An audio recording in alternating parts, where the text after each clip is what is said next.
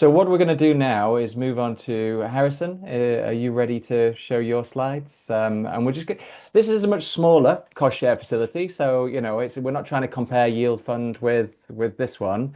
But it's a pilot that's just been running in Uganda, and it's also demonstrating a few things about sort of cost share and the assumptions that we make about willingness to pay. So Harrison, do you want to and try and keep it relatively short? We did run over on that presentation. Yeah, sure. Thank you, Mark. Yeah, can you give me rights to Yeah, I've just done it. share? Oh, yeah. Yeah, I've just put you Okay, on. great. Yeah, great. Yeah. Yeah. Yes, thank you. Thank you. Yes, hello everyone. Good afternoon. Greetings from Kampala. It's pretty hot today. I guess Mark will say London is hotter. It's a bit hot here. Yeah. Yeah. Please confirm that you can clearly see my screen. We can. You Great. just need to go full Yeah. screen. That's all. Yeah. Sure. Okay. That's good. Yeah. Okay, yes, thank you very much. So far, so interesting. And yes, thank you very much, Stella and Saleh, for that intro that basically comes in here. I was also seeing some questions coming in when Alvin finished his presentation on the willingness to pay on that. So my name is Harrison Kaziro, and I connect the local network in Uganda. I can proudly say, yeah, AMEA's oldest local network here. And of course, we've been trying to see how to support the BDS ecosystem for quite some time. And we finally got a chance 2 years ago with a project, the agribusiness landscape strengthening project funded with financial support from AGRA.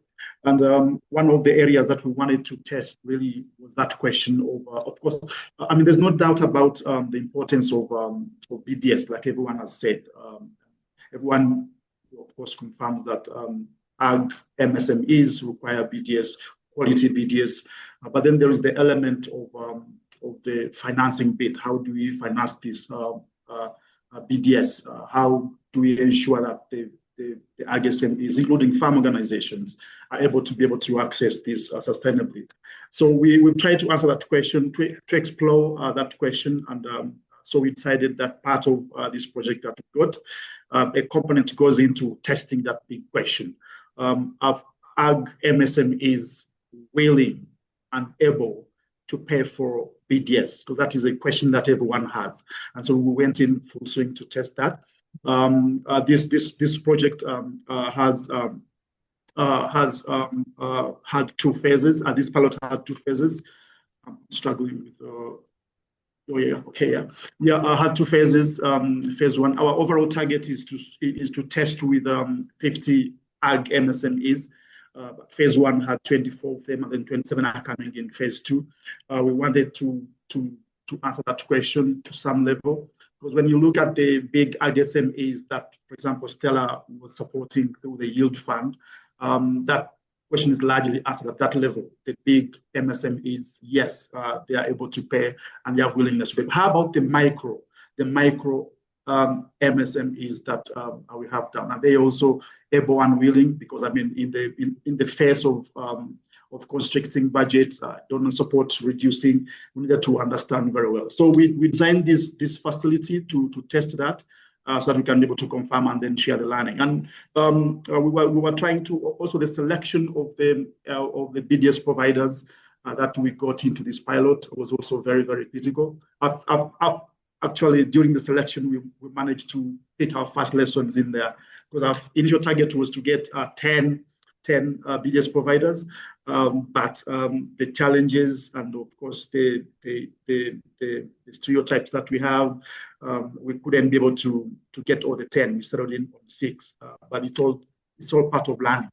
But the ones that we managed to bring on board, what we wanted is to change from the way BDS has been delivered to AG-SMEs initially, because most of it, as you know, it's been projectized.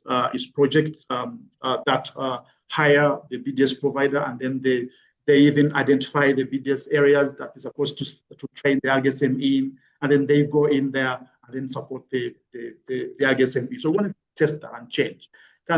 Is that something that can be changed? is the lack of relationship between the BDS provider and the Agri-SME. One of the reasons why we have this thinking that MSMEs are not able to pay or willing to pay for their BDS. So for the BDS, we wanted to really test all that, and we had this chance here. So the project, like I said, looked at 24 in the first phase, and the selection was a combination. We had companies, some are limited by shares, others limited by guarantee. We also had some partnerships in there, as well as farm organizations in the form of cooperatives. So we wanted to test this across the board, so that you can really get an enhanced ground for testing the cost share modality. So what we saw is that, and also the kind of the value chain level where they were involved. We had almost 70%, 69% into agro processing and value addition. Then we have we also tested basing on the age, how much did they, for how long had they been in business? Most of them are beyond 5 years, and so that gave us really good ground for us to learn. So what did we learn from this pilot?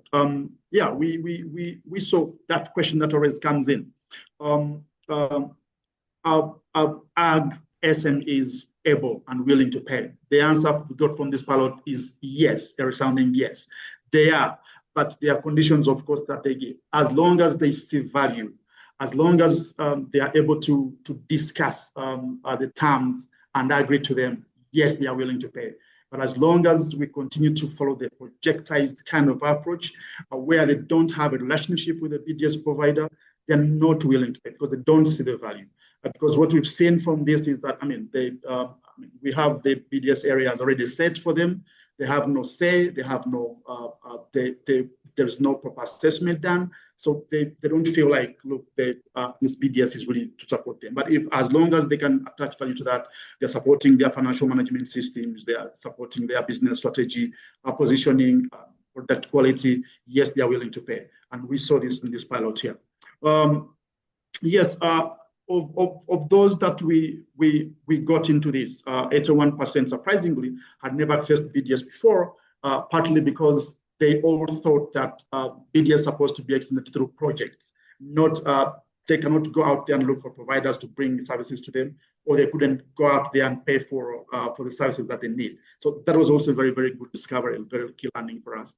And then the areas where they were supported, most of them, yes, I saw in the chat earlier on, most of them, 94%, were supported in business planning. They wanted a business plan that helps them to position very well in the market.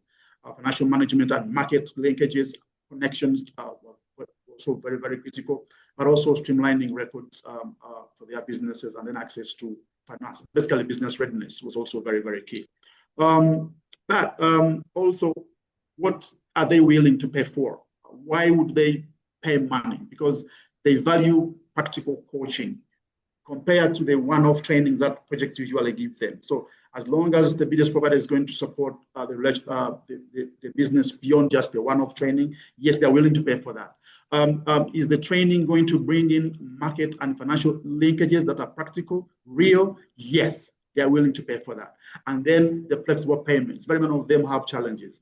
Of course, if the timing of the BDS is such that the payment doesn't affect their cash flows, yes, they're happy and they're willing to pay. But then also the terms, the modality of payment. There are some that are not able to pay cash, but they're willing to pay in kind, provide the, for example, provide the transport for their participants, provide the venue. Are we able to turn that into monetize that? Are we able to consider that as well? So if yes, they are willing to go in. And then there are others that are willing to pay, a mixed, pay cash and then also pay in kind.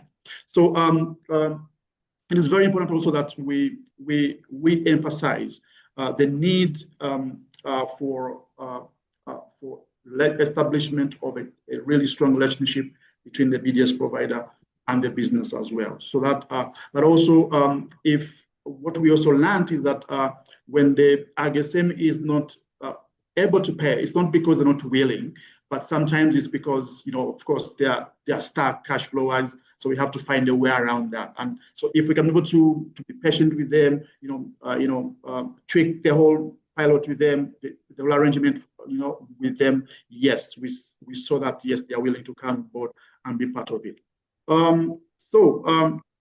I want to, because of time, I want to shift. What exactly are we looking at?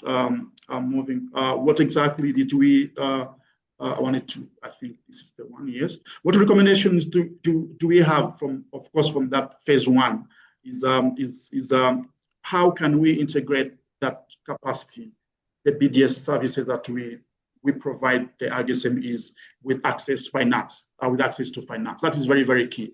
We learned that the AG-SMEs really value that, and if the services that we deliver to them are going to support them to access financing, yes, they're going to pay for that without even wincing.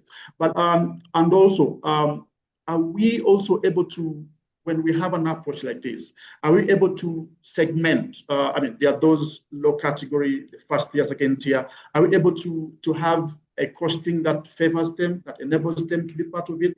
Yes, we saw it, that there are some that were actually negotiating with the BDS providers.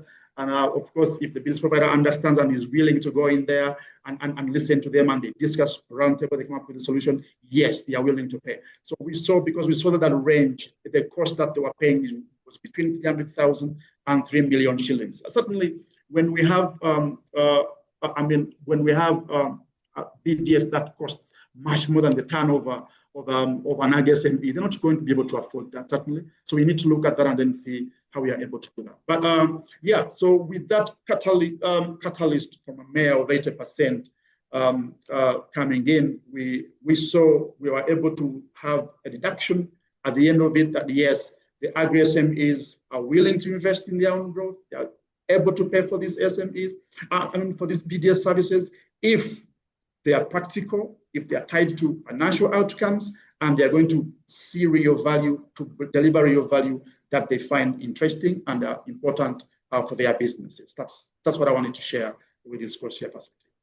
Thank you. All right. Thank you, Harrison. So really provocative, and there's some questions for you in the chat that I'm sure you can address. But also, if people want to join you and Stella and Basingi in the breakout room later, they can do that as well.